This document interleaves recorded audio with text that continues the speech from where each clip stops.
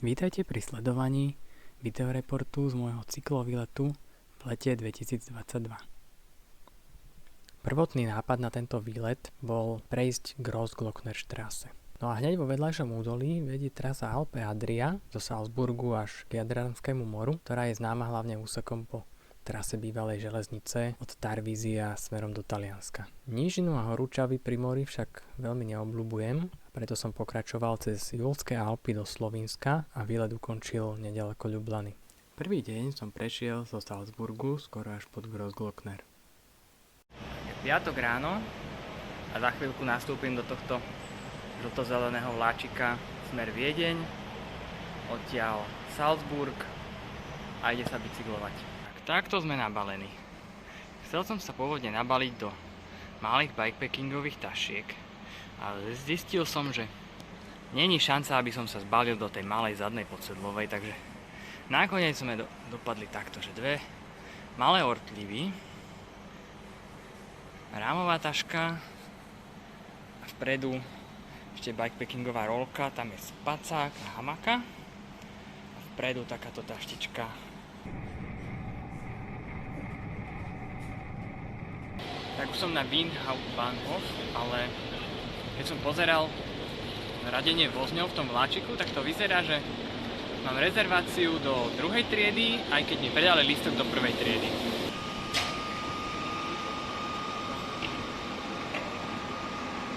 Myslím, že hentým vláčikom asi pôjdeme.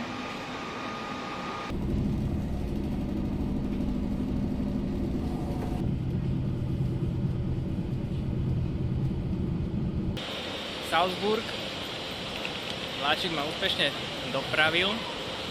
Som si tak 2 hodiny po obede, dneska mám ešte spraviť 60 až 100 km. No, tento vláčik, čo ma sem doviezol, si to v pohode svišťal na niektorých úsekoch 240. Tak do niečoho takéhoto idem. Chvíľku slnko, chvíľku tmavý mrak, tak neviem, čo z toho bude.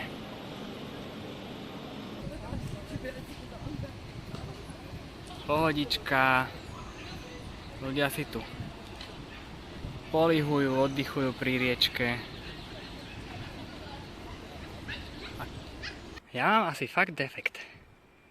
Doma to vyzeralo len ako taká trošku zmeknutá guma. Reku, že dofúkam a bude dobre. Tak nie, prešiel som 5 km a je to zase mäkké. Takže ideme vymieňať dušu. Tak defekt opravený a normálne tam trčal dovnútra plášťa zvyšok trňu. Tak to tam spravilo peknú veľkú dierku, ale tak vymenil som dušu a večer opravím defekt, ale to ma vôbec neteší, že Schwalbe kožaky mali byť akože s ochranou proti defektu, ale takto ma sklamali. Prichádzame do Puchu a vyzerá, že to majú celkom slušnú nejakú vodnú elektrárničku. A tie oblaky tam v horách za tým neveštia nič dobrého.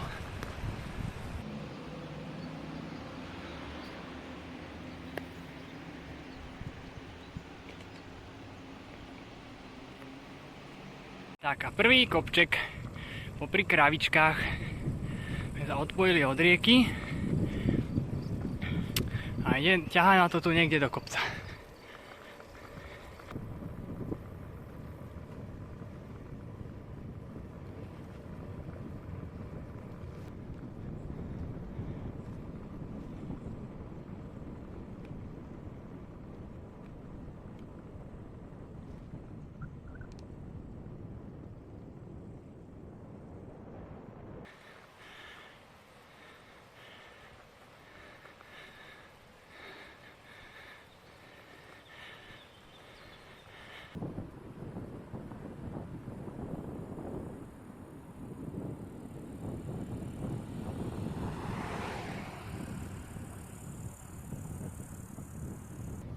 A zase táto kičová panoráma.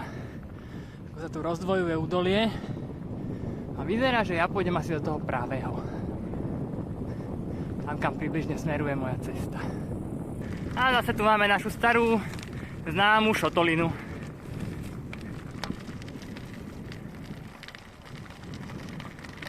Stúpam do kopčeka. Tam, kde je nejaká taká úžina pri rieke, tak sa tam nepomestila aj rieka, aj cesta.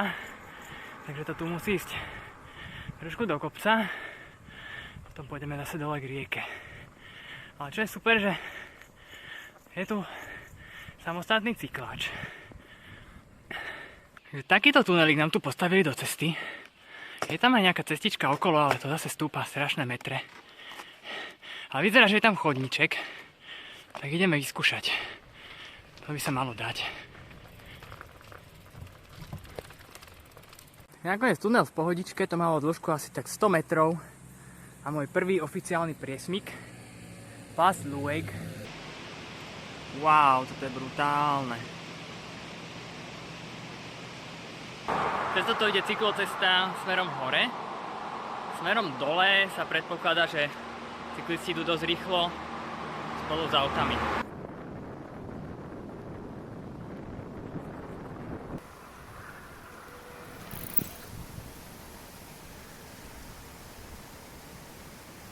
Toto sú zase tí Rakúšania. My nemuseli šlapať na hrad, tak si tam spravia takúto pozemnú lanovku. Cykláč sa konečne zase odpojil od cesty a zase bude pohodička chvíľku. Ale celé údolie sa to tak rozširuje a už nie je problém sem napratať medzi cestu a rieku aj cyklochodník. No toto nevymyslíš. 60 km za 3 hodiny. Presne priemer 20.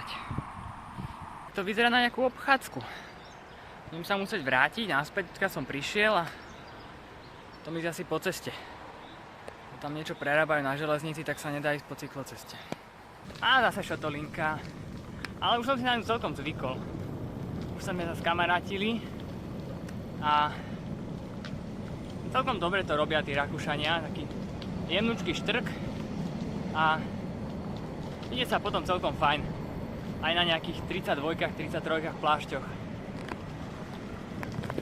Ide to tak okolo 22 km za hodinu. Takže v pohode.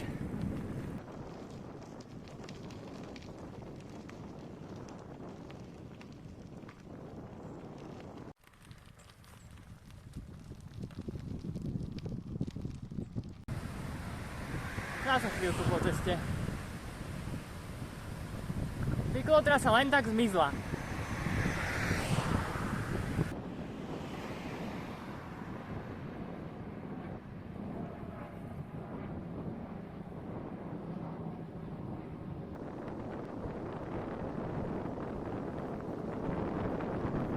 Tunel našťastie s obchádzkou.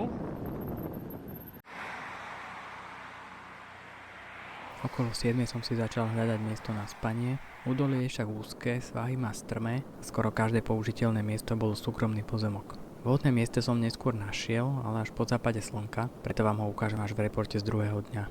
Ak sa vám video páčilo, dajte like a prihláste sa na odber, aby vám neušlo pokračovanie, ako som vystúpal do 2500 metrov na Grossglocknerstraße a ako som sa viezol 50 km dole kopcom po trase bývalej železnice.